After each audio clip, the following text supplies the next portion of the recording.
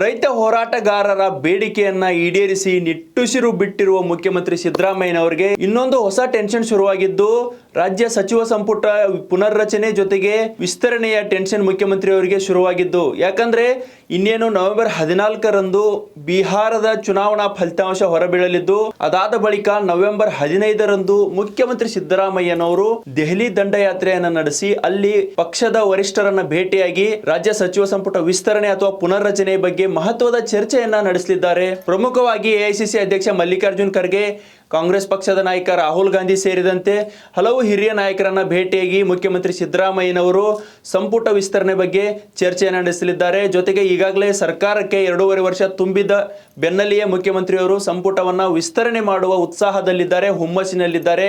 ಇದೀಗ ತಮ್ಮದೇ ಸರ್ಕಾರದಲ್ಲಿ ಉಪಮುಖ್ಯಮಂತ್ರಿಯಾಗಿರುವ ಡಿ.ಕೆ. ಶಿವಕುಮಾರ್ ಬಣದ ಶಾಸಕರು ಹೊಸ ದಾಳವನ್ನ ಉರುಳಿಸುವ ಲೆಕ್ಕಾಚಾರವನ್ನ ಇಟ್ಕೊಂಡಿದ್ದಾರೆ.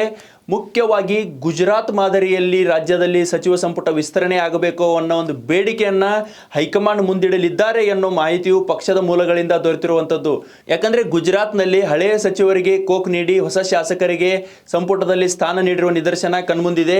ಈ ಹಿನ್ನೆಲೆಯಲ್ಲಿ ಅದೇ ಮಾದರಿಯಲ್ಲಿ ರಾಜ್ಯದಲ್ಲೂ ಸಹ ಸಂಪುಟ ವಿಸ್ತರಣೆ ಆದರೆ ಹೊಸಬರಿಗೆ ಅವಕಾಶ ಸಿಗುತ್ತದೆ, ಹಳಬರು ಪಕ್ಷದ ಇನ್ನಿತರ ಜವಾಬ್ದಾರಿಗಳನ್ನ ನಿಭಾಯಿಸಲು ಸಾಧ್ಯವಾಗುತ್ತದೆ ಅನ್ನೋ ಲೆಕ್ಕಾಚಾರವನ್ನ ಡಿ.ಕೆ. ಶಿವಕುಮಾರ್ ಬಣದ ಶಾಸಕರಾಗಲಿ, ಡಿ.ಕೆ. ಶಿವಕುಮಾರ್ ಬಣದ ನಾಯಕರಾಗಲಿ ಹಾಕಿರುವಂಥದ್ದು.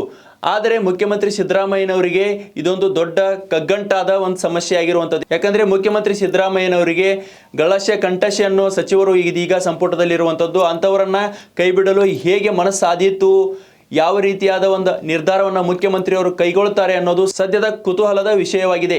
ಇನ್ನು ಈ ಸಚಿವರನ್ನ ಕೈ ಬಿಡಬೇಕಾದ್ರೆ ಕೆಲವೊಂದು ಮಾನದಂಡಗಳನ್ನು ಅನುಸರಿಸಲಾಗ್ತಾ ಇದೆ.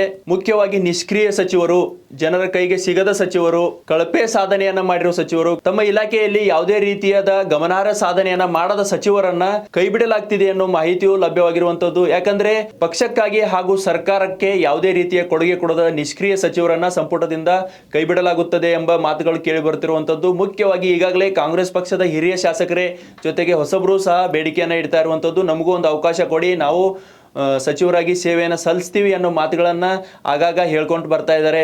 ಈ ಹಿಂದೆಯೂ ಸಹ ಹಲವು ಶಾಸಕರು ತಮ್ಮ ಬೇಡಿಕೆಯನ್ನ ಹೈಕಮಾಂಡ್ ನಾಯಕರ ಮುಂದೆ ಇಟ್ಟಿದ್ರು, ಆದರೂ ಸಹ ಅದು ಇದುವರೆಗೆ ಫಲಿಸಿರಲಿಲ್ಲ.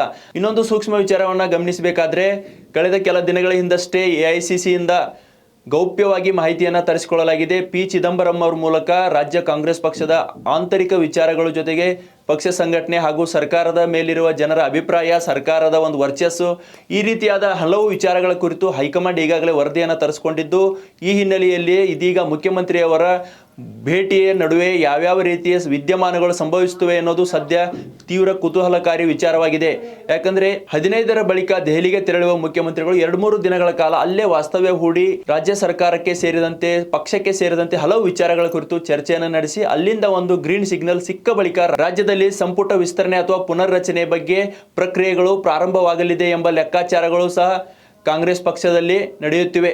ಇನ್ನು ಗುಜರಾತ್ ಮಾದರಿಯ ಸಂಪುಟ ವಿಸ್ತರಣೆ ಅಥವಾ ಪುನರ್ರಚನೆ ಬಗ್ಗೆ ನಾವು ನೋಡಬೇಕಾದ್ರೆ, ಕಳೆದ ತಿಂಗಳಷ್ಟೇ ಗುಜರಾತ್ನ ಮುಖ್ಯಮಂತ್ರಿಯಾಗಿರುವ ಭೂಪೇಂದ್ರ ಪಟೇಲ್ ಅವರು ತಮ್ಮ ಸಂಪುಟದಲ್ಲಿದ್ದ 16 ಸಚಿವರನ್ನ ಕೈಬಿಟ್ಟು 19 ನೂತನ ಶಾಸಕರಿಗೆ ಅಥವಾ ಹೊಸ ಶಾಸಕರಿಗೆ ಅವಕಾಶವನ್ನ ಕಲ್ಪಿಸಿಕೊಟ್ಟಿರುವುದು. ಅದರಂತೆ ರಾಜ್ಯದಲ್ಲಿಯೂ ಸಹ ಕಳಪೆ ಸಾಧನೆ ಮಾಡಿರುವ, ನಿಷ್ಕ್ರಿಯವಾಗಿರುವ, ಕಾರ್ಯಕರ್ತರ ಕೈಗೆ ಸಿಗದಿರುವ 10ಕ್ಕೂ ಅಧಿಕ ಸಚಿವರನ್ನ ಕೈಬಿಟ್ಟು ಅಲ್ಲಿ ಹೊಸಬರಿಗೆ ಸ್ಥಾನವನ್ನ ನೀಡುವ ಲೆಕ್ಕಾಚಾರಗಳು ಕಾಂಗ್ರೆಸ್ ಹೈಕಮಾಂಡ್ ವಲಯದಲ್ಲಿ ಜೊತೆಗೆ ರಾಜ್ಯ ಕಾಂಗ್ರೆಸ್ ನಾಯಕರ ವಲಯದಲ್ಲಿ ಸಾಕಷ್ಟು ಮುನ್ನಡೆಯುತ್ತಿರುವಂಥದ್ದು.